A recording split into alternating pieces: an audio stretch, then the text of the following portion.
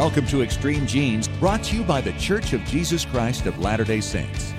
And welcome to another spine-tingling episode of Extreme Genes, America's Family History Show and ExtremeGenes.com. It is Fisher here, your radio root sleuth, on the program where we shake your family tree and watch the nuts fall out. And this episode is brought to you by Relative Race on BYU TV, Sunday nights at 9 o'clock Eastern, 6 o'clock Pacific. Hey, it's great to have you back, Genies. We have a very DNA-like slant to the show today. We have one of America's foremost experts who's going to be talking to us about DNA and some things you should be looking for as things continue to evolve in that realm. Diane Southard is going to be here on the show coming up a little later on. And we're going to talk to a guy from Legacy Tree Genealogists, too, about a recent project that resulted in a remarkable reunion for one of their clients. Brant Gibson is going to be talking about that. And then later on the show, of course, another edition of Ask Us Anything with a military slant this week. Some guy named David Allen Lambert. Yeah, he's a Bostonian who knows a little about that. In fact, I have him on the line right now. And you're not in Boston. Where are you? I am at the National Genealogical Society's conference in St. Charles, Missouri. Wow. All right. You're traveling the world because I know you were in Alaska last week. When was the last time you were in Boston? For about 2 days last week.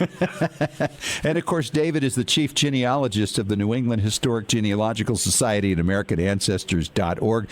And I know some stuff was going on back at NEHGS while you were gone, David. Who did you celebrate this time around? Well, our annual meeting this year was to celebrate the news reporter Dan Rather, where he was given a Lifetime Achievement Award from the New England Historic Genealogical Society, as well as a prepared genealogy on his family. Very nice.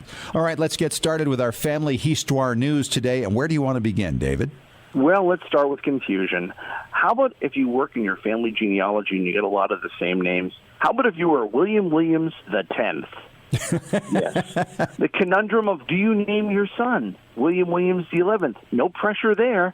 This Welsh family has had family members living in America since the 19th century. In fact, they have William Williams the 4th family Bible from 1854. So hopefully they have nicknames to separate them, or maybe they just call them by the number, like the presidential number of the right. Bushes. Yeah, right. 41, 43, exactly, something like that. This could go on a while yet because William Williams the 10th has a girlfriend. They are getting serious, and she says, I understand the responsibility that would be mine to produce William Williams the 11th, because it's gone on now since the 18th century. Unbelievable. It really is. Well, another family story goes back to the 1930s, and of course the exploits of Bonnie and Clyde will be well remembered probably by our parents' and grandparents' generation. But one of the nephews and one of the nieces of Bonnie and Clyde are trying to reunite them. Well, actually, reunite them in the same cemetery. Yes. And this is not going well with the cemetery that has Bonnie because she is like the big attraction there. But they're going through the legal procedures, and undoubtedly they will ultimately prevail. And there just happens to be a grave available right next to Clyde. You know, the funny thing about it is they wanted to originally bury them side by side, but Bonnie's mother said he could have her in life, but he's not going to have her in death. By the way, it's been a really tough haul for that family ever since the killings of Bonnie and Clyde in 1934, and it's a great article, and you can find it on ExtremeGenes.com. And on the same wonderful website, ExtremeGenes.com, you can find out about Muhammad Ali's ancestor, who in fact was a Civil War hero. Archer Alexander was an enslaved person from the St. Louis, St. Charles area, actually where I am right now. And he actually informed Union forces about a planned sabotage that was going to destroy a bridge, which could have led to the deaths of many soldiers that would have been crossing it at that time. Yep. Muhammad Ali was the greatest, but apparently so was his ancestor. Isn't that something? They got two great ones in their family. That's true. Well, you know, back in the early 1980s, I saw the movie Elephant Man, and I learned about the horribly sad life of Joseph Merrick, a man who had a rare genetic disease and was a freak show attraction. Then he was hospitalized in London. Well, ultimately, his skeleton was donated to science, but his remains, other than his skeleton, were buried but lost to time. That's until recently when Joe Vigor Mangovian, a British author, located where his other remains are buried. Now there's a push to see if they can reunite his skeleton with the rest of him. Wow. I know this is a late wish for Easter, but let's talk about Easter Island, which may have genealogical ties to it. The statues that have been there for so many millennia are actually ancestral statues, according to one researcher, on whom we have a great story featured on ExtremeGenes.com. All right. Yeah, it is a great story, and you got to see this, and it was featured recently on 60 Minutes. Good stuff. All right, David, thank you so much. Have a great time on your trip, and we will talk to you again actually later on in the show as we do another Ask Us Anything, talking about your military expertise. That's going to be a lot of fun as we cover Civil War and revolutionary ancestors. So excited to have my good friend Diane Southard back on the show. She's one of America's premier DNA experts, one of the great speakers you will ever hear anywhere, as she proved once again at Roots Tech this year. And Diane's based in the Fort Lauderdale area in Florida. Diane, great to have you back on the show. Thank you so much for inviting me. It's always a pleasure. Always great to have you on. And let's talk about what's next, because we're always hearing so many rumors and thoughts about what could come from DNA in the not-too-distant future. We certainly saw this recent comment by Ancestry. They did a blog talking about the changes in what's going on with the ethnicity results. And I've been seeing comments from a lot of people who are really thrown off by that. And I think there really needs to be a clearer understanding about what this ethnicity result actually means. Well, when I see announcements like this and I hear all the questions, Scott, I just think job security. Yeah. Yes. There is no end to the updates. I don't think there will ever be an end to the updates, which means there's always going to be the need for someone like me to help everybody understand what they really mean. Yes. So, I mean, updates by their very nature sound like a positive thing, right? Don't we want the newest and latest and best? Mm-hmm. And I think in other areas like TVs at Costco, I mean, you walk in there and they're bigger and brighter and more clear every time, and you see people just standing and gawking, right? And cheaper. And cheaper. Yes. Yeah. So updates, we tend to think of them as very positive. And yet, somehow, in this arena, in the arena of ethnicity updates, I don't see that. I think a lot of people think of them as a negative thing, and here's why. I think when they see the update, they automatically have to think, well, wait, if this number is new, then that old number, was it wrong? And that's the dilemma that people are having. Well, and there's an identity question, too, that comes along with that. People are either getting their identity validated, or they're learning something new, and they've shared these results with their friends and their family, and I did the test, and this is what it tells me. And then all of a sudden, you got to go back and tell them what? You know? Yeah, untell them. Right? Untell them. How do you do that? And you can see why it would be somewhat of a negative for a lot of people. They spend a certain amount of money to accomplish that. And often, really, ethnicity is all they went there for in the first place. Most of us as genies think, hey, we're going to go and we're going to find cousin matches and we're going to validate some of our research with the records with this. But in their case, often it's just for the ethnicity, and like you say, it becomes a negative when they make the changes. How do we turn that around? Yeah, and that's a really good question. I think the best answer is education. It's just helping people understand that when our companies are giving us our ethnicity information, it is just an estimate. It's a prediction. There is nothing ironclad about the numbers that they're giving us. So, well, then what good are they? How reliable are they? Yeah. Well, they're as good as the data they're based on.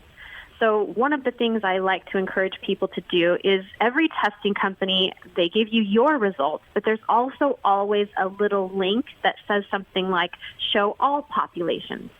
So then you can see all of the populations that are being tested by your company. So, for example, for a very long time, none of our companies were giving any results on German ethnicity. It was always grouped into some other category. So many people would get the results, and they know they're German. They have the documentation. They have the paper research, and yet their DNA was saying British and Irish or Eastern European or something. And they were confused. Where's my German? Right. Well, most companies just didn't have that category. So if you'd clicked on See All Populations, you would have seen that there is no German category. It's not that you have 0% German. There's no German.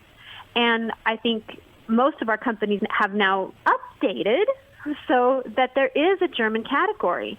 And so your results that once had to be sucked into a different category now have their home, now have a place to go. So people who are seeing their German ancestors suddenly show up in their ethnicity results are thrilled, and they see it as an update, right? And a positive. So, and a positive, exactly. So when you think of it that way and you think, oh, well, this is happening to me, even though maybe I don't have any German, the same principle applies, that if the population where my family comes from is underrepresented in the database at the testing company, they aren't going to be able to tell me I'm from there. And because of the way their algorithms work, they have to put me somewhere. And so they've thrown me into the nearest category, which probably isn't correct. So as our updates are coming out, we're seeing this rearranging of our numbers. And for a lot of people, it is a positive because most of the time our testing companies are becoming more refined in their categories and more refined in their ability to tell us where we're from. And it's a good thing. And they're getting it generally from increased base population samples, right? And better algorithms? Yes, those are definitely the two biggest factors, who they're comparing you against and the math. So the math is very complicated. You think it should be really simple, right? You test a bunch of Irish people and you identify Irish DNA. Then we look at you, Scott, and we say, Scott, do you have this Irish DNA? If you do, you're Irish. If you don't, you're not. But that is not how it works. No. And of course, we've talked about this many times. You've got a lot of people going back and forth across various borders and various categories. You know, what are the Eastern French, right? What are the Southern French? Because they may be closer to Portugal. The Eastern French are right there against the Germans. So you're going to get all kinds of material from there, and you might not identify with the one you're getting. Yeah, that's so true. So later in June, in mid-June, I'll be speaking at the German Genealogical Society. It's a national, actually it's an international conference in Sacramento, and I'll be giving a talk for the first time called "It's Getting Easier to Be Genetically German." And we're talking about this. I've seen some preliminary data from the testing company Living DNA, and they are working really hard to do exactly what you just said. To say, well, people from Germany don't all look the same genetically because Southern German, everybody looks different. So let's define those categories specifically.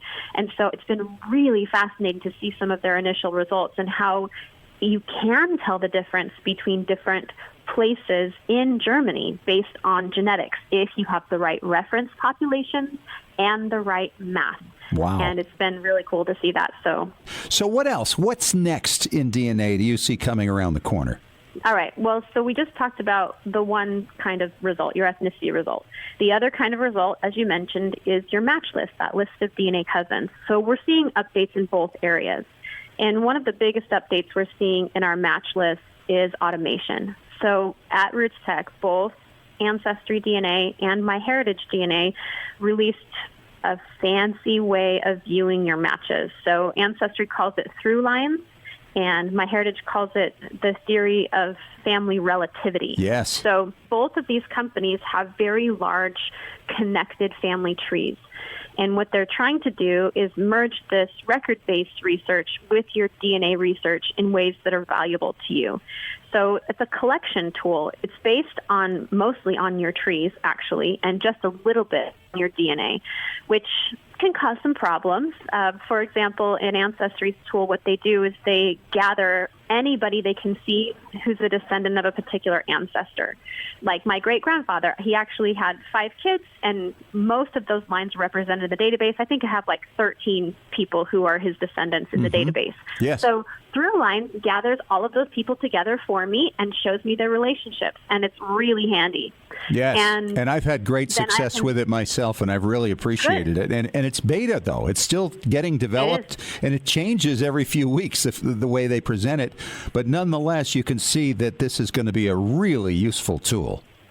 Right, but it's also really dangerous. It is. Really dangerous because it is based on tree data. And we know that not everybody is as diligent of a researcher as we would like them to be. Yep. And so if a lot of people insert the same wrong ancestor into their tree, the tool doesn't know that. The tool just sees the same person. And it validates that wrong person as being the right person, unfortunately. Exactly. And that's not good. So there are definitely ways that we as genealogists need to go in and validate the Through Lines tool and say, okay, I see that you're saying that, Scott, you're my match and you're supposed to be my fourth cousin. How much DNA are you sharing with me? There are ways that you can go through and look at the total amount of DNA you're sharing and your relationship and determine if it all makes sense or not. So there's definitely some education that needs to go in here. I love how they're stepping out. They're saying there's ways that we can automate finding our ancestral connections. And they're making strides in that direction using their considerable resources, both in the way of family tree data and in the way of genetic data, to try to present us with something that's a little more useful than just a list of matches. All right. Thanks so much for coming on, Diane. You've made my mind explode, and I'm always thrilled to have you on the show. Talk to you again soon. All right, Scott, thanks. You know, on this show, we talk to experts like Diane Southard, who was just on talking about where DNA is going.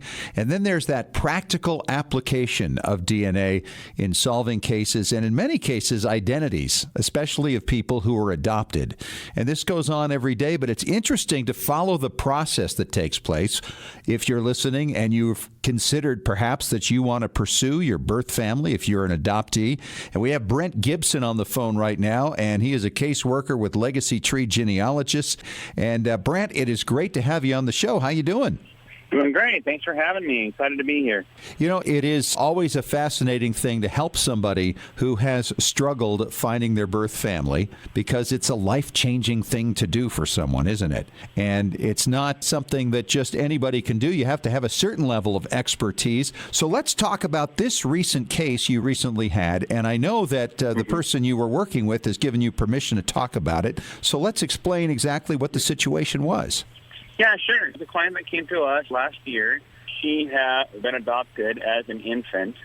And when she came to us, she had already identified her birth mother, but she needed some assistance in figuring out who her birth father was. Obviously, she had a positive experience with the birth mother, I am assuming. Yeah, she had a great experience and was interested and excited to try and identify her birth father side of the family as well, to try and expand her family circle. And so why was she struggling with it? Obviously, she did pretty well in tracking down the birth mom. Did she use more conventional ways? Or was it when she got into DNA, she found herself a little over her head? I think so, yeah, because she had tested at a number of different places, and she saw, centimorgans and possible relationships and everything. And there's just so much data to sift through, and so many possible relationships to all of these people that she didn't know. She didn't know how to pull all of it together to tell her what she was really looking at. Sure. Okay. And had her birth mother given her any clues as to the birth father's identity? She did. She gave her two names of her likely birth father. The client had actually gone out, identified descendants of both of these individuals, and they had agreed to DNA testing, and the results came back as no match for both of them. Oh. So she was really stymied on who her dad could be because her mom was offering no more information. Well, yeah, those are those challenging times. People don't want to look back. So what happened now? You had several different pools she was fishing in as far as the DNA goes, and where did you get something to work with? Right. She tested at MyHeritage, Ancestry, a couple other places, and her best matches were actually at Ancestry. That's not really a surprise because they are by far the largest of all the testing databases out there. Right. But her closest match was at Ancestry, and he shared enough DNA to possibly be maybe a half first cousin or a first cousin once removed, somewhere right around there. So really close relative. Wow. And he didn't match any of the mom's side. So right off the bat, we're thinking, okay, this guy's going to be the linchpin in solving this thing. Sure. Well, but with only one, it's a little challenging unless this person knows that his relative had a child sometime many decades ago, right? Well, it helped, too, that he had a really well-documented family tree going back to at least his great-grandparents on all of his lines, and most of them went much further than that. Nice. Okay, so you had the potential to get some candidates, especially if you could find another match. Exactly. So we started looking through the shared matches. The shared matches feature on all of the DNA testing websites is by far the best tool that you have in identifying connections between not just you and your match, but your matches to each other. Yes. And so that's what we started looking at first, saying, okay, so you've got this really close match. Who else matches this client and this cousin? Right. And we started looking for surnames in common between the match and the shared matches. And were you fortunate enough to find a bunch of those shared matches?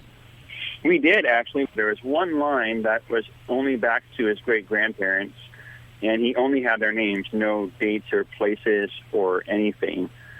And when I saw that couple, I just felt this little tug that said, give a look at these people. I mean, you get that little nudge in that direction. You got to follow that, right? Sure. Absolutely. I started exploring that, and the connections I was finding were all related to this couple. It really helped that they were both immigrants from Poland, and they had unusual names for Midwest America in the 1930s when they lived. So it made identifying the connections to these shared matches a lot easier. I mean, to some extent, this is almost like the criminal cases, right? Where you're just trying to figure out, all right, where do these people all come together, especially when you consider the relationship? It's kind of like a little puzzle as you put those puzzle pieces down on the table. Exactly. And so finding these connections, even though they were a bit more distant, probably like, third, fourth, fifth cousins or maybe beyond, they all shared that unusual surname. So it's kind of like when you're building a puzzle, you start with the edge pieces first, especially the corners. So you can get like a framework so you can have an idea where this thing is going to go. And so that really helped in this case, having that unusual surname, finding these connections that all pointed back to this one immigrant couple from Poland in the 1800s. And so how did you narrow it down to one particular descendant of that couple? Well, that came in with some other shared matches with a close match where we found connections through his great-grandmother's side. As we looked, we started finding relatives that also matched to his great-grandfather's side, who fortunately also had an unusual surname. Ah. This guy hit the rare name jackpot as far as this kind of research is concerned. Absolutely. So you found the father, you presented her with the information, and now the fun begins, and that is the breathtaking act of actually contacting somebody and say, hey, I think you're my father. Tell us about that. Right. Once we had the couple narrowed down, the time frame said it had to be one of the sons of this couple. They only had two sons. Fortunately, both of them were still living. So we got contact information for them, gave that to the client, and said, we believe your birth father is one of these two brothers. And so we gave her the contact information. She reached out to them, and one of them came back and said, yes, I believe I'm your birth father. And he agreed to do a DNA test at Ancestry immediately, which was amazing. Wow. And 6 to 7 weeks later, the results came back, and he was the father. Wow. And did he reach out to her with the news, or did she reach back to him? Who saw the results first? I believe she did. I think he gave her access to the results. Okay. So that she could see them when they came in. And so once the results came in, she called them up and said, yes, you're my father. And from what I understand, the reunion was just amazing. The family was very accepting. She has, I think, 3 or 4 half-siblings, one of which lives really close to her. And where's she located? In Illinois, I believe. Okay. And so she's now met her birth mother and had a good experience there and had a great experience with the birth father. I love hearing that. Oh, I know. Me too. You get so worried about how accepting is the family going to be, what's the reaction going to be, but apparently they were all just open arms and, we love to have you in our family kind of thing. So it's just really fantastic, really gratifying to hear that. Well, and there always is the chance it's not going to work out that way, and often does for people. But I think the majority of them do work out well, and I'm always happy to hear about that. And now she's kind of become an expert herself on how this is done and can probably help others. There are a lot of search angels out there dealing with adoptees, aren't there? Oh, definitely. The search angels do an amazing work, and all for free, in helping people like this client try and identify their birth family. Absolutely. Brant Gibson from Legacy Tree Genealogists, always great to talk to you. Thanks so much for the story, and it's great to hear a positive outcome. Yeah, thank you. Thanks for letting me share that. It was a pleasure talking to you. Then it's time once again for our Ask Us Anything segment. And this week with David Allen Lambert, now wearing his military expert hat. And David, it's great to have you back. And our question comes in from Robert. He's a KTAR listener in Phoenix, Arizona. And he says, how do I get the Civil War records of my ancestors? Well, the real question to Robert is, are they Union veterans or are they Confederate? Now, the Union records are pretty much easy to find. In fact, the National Parks website actually has combined with Confederate sort of the minimal information. Basically, you could find your William Fisher with the 12th Connecticut Infantry or the 5th New York Heavy Artillery or the 3rd Alabama Infantry. However, the records are another thing. Now, they're starting to be digitized. In fact, on Fold 3, they are really the federal record repository digitization arm, I would say, of Ancestry and also for NARA. NARA is basically not able to digitize everything under their own auspices. They basically will allow you to go to the archives and you could digitize and put on their website your individual ancestor, but they're not going to do everybody's. That's where Fold 3 is coming in. So, for instance, all the service records from Massachusetts, to my satisfaction, have been digitized and are already online on Fold 3. Other states, not so much, like New Hampshire and other little places that your ancestors may come from. Take a peek at Fold 3. It's very easy to get your Civil War Ancestors Service file because you can get it for $27.50 from the National Archives. You can order them right from the NARA website. It's really quite easy. Confederate records are on microfilm, and those are available from the National Archives as well.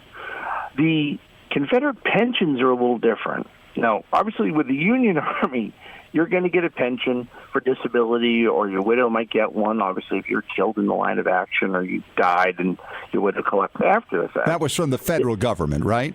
That's right, and the federal government really didn't give pensions to the Confederacy. So the states that had Confederate forces would then, in turn, give them state-awarded pensions. So, like Virginia Confederate pensions are all online for free. Wow. You can get those online. Those are great. There are other states like Texas and Arkansas and other states that you can find that they either have a finding guide to them or an index, or some of them also have them online. So more and more in the digital age, Robert, you won't have to worry about, in the coming decade or so, looking for the original records because they'll all be online. The other thing that I always say when you're looking for pension files, you're going to find affidavits, Fish. And what the affidavits are is like if you and I served together in the war, right? You were a witness of my ancestor getting injured, you'd write a letter on my behalf to help me get my pension. Yeah, we have one of those for one of my wife's ancestors who was killed in the Civil War. Well, here's an angle. Why don't you look up the pension of that person to see if your ancestor wrote a letter on their behalf, getting a different angle on a battle that her ancestor may have not even been injured at, but was present. And I tell people to adopt the company and then ultimately the regiment to get a full story of what their ancestors' life was like during the war. Wow, that would be a great way to go. And what about for the South? Did they do that same kind of letter for them? They sure did. You would get affidavits to support your claim, or affidavits from a local minister or a family member that was there when you married your wife, because now she's a widow and needs to prove that she is, in fact, your widow. Maybe there was the courthouse got burnt down by the Union forces and there's no marriage record left. But her cousin was present in 1857 and could swear, and did so in front of a justice of the peace, that she was there when the widow married the former Civil War veteran. Wow. All right, David. We'll talk to you again next week. And remember, as far as everyone knows, we're a nice, normal family. This has been Extreme Genes. Share your family story by going to FamilySearch.org.